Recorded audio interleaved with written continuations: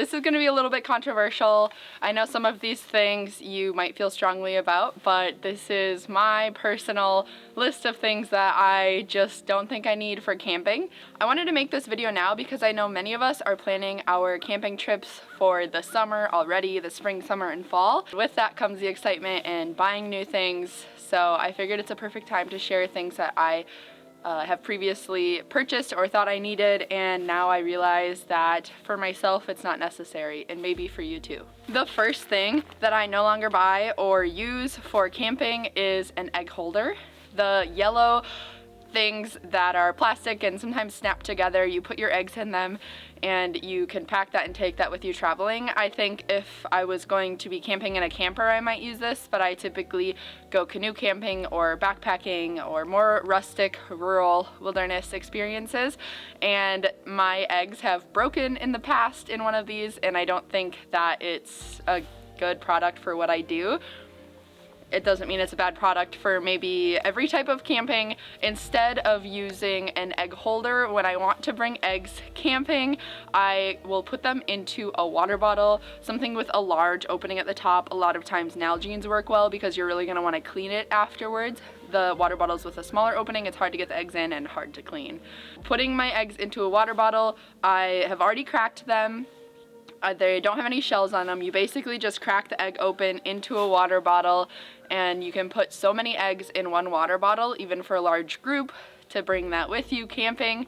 Of course you want to use the eggs within the first couple days or day, but if I really want to bring eggs into the wilderness, that's what I do now. The next thing I no longer buy or use while going camping is a tent footprint, and I know this might be controversial. Personally, I think they're completely unnecessary unless you have an ultralight tent with a very thin bottom to it, which I don't have a tent like that. Even when I go backpacking, I don't use an ultralight tent. I think that often in my experience, lots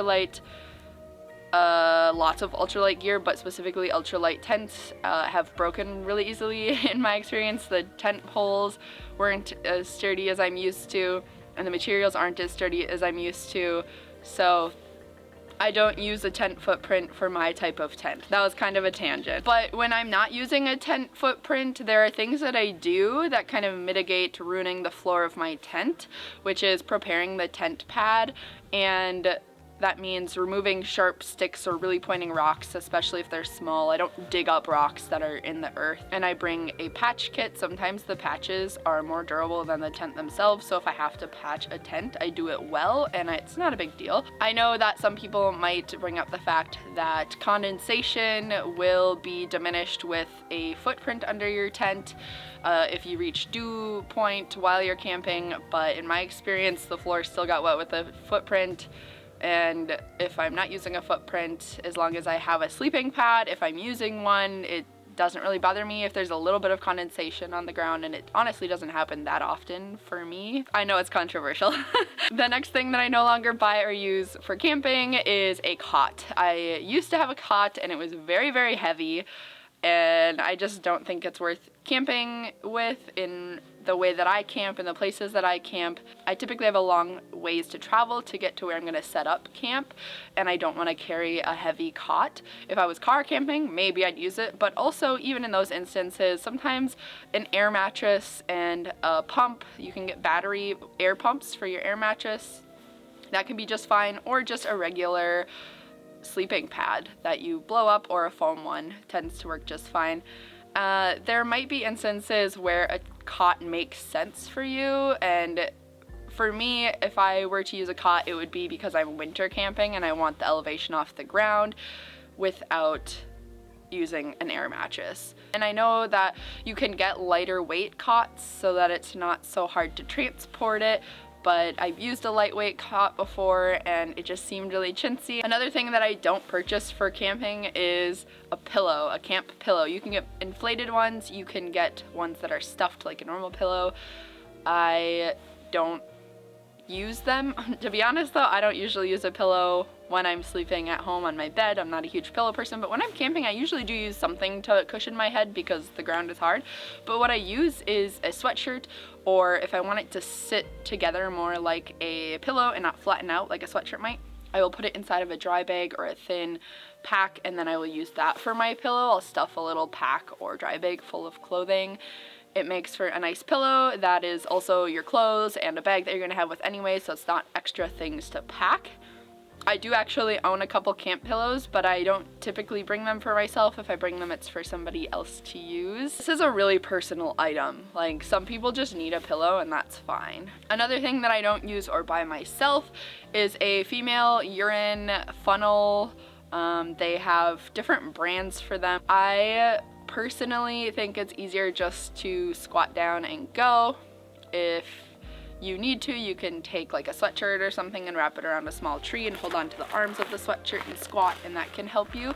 But I do think that this item is an awesome item still. I don't want to discredit these female urine funnels for going to the bathroom in the woods for women, because I think it's a huge step in accessibility for camping for a lot of people who have a hard time squatting and standing back up, even for hiking and things like that. Women who want to be outside but don't know the plants and don't want to squat down into the wrong kind of plant, or just don't have the ability to squat down and stand back up easily. I do think it's a really cool product for myself and maybe for many of you as well.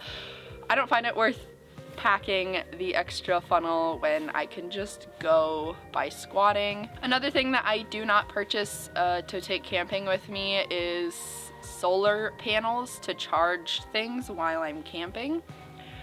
I don't know anybody that has actually used these before for camping the way I camp, but I do get a lot of people trying to send me their solar panel products to show on my channel, and I'm just not interested. And if people are buying these, I would like to know what your thoughts are, like why you use it, what's the benefit of it. But in my opinion, I wouldn't think to purchase a solar panel for camping. If I want something like a light to be functional even after the battery dies, I will buy a solar light rather than a solar charger to charge my light.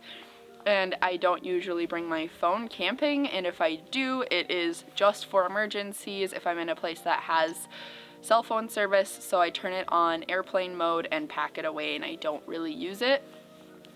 If I'm going to go with my cameras, I have extra batteries, so I don't think that packing a solar panel and wanting to not break it and take care of it and not have it ruined by the elements would be something that I would be interested in. The final thing that I don't purchase is excessive kitchen gear.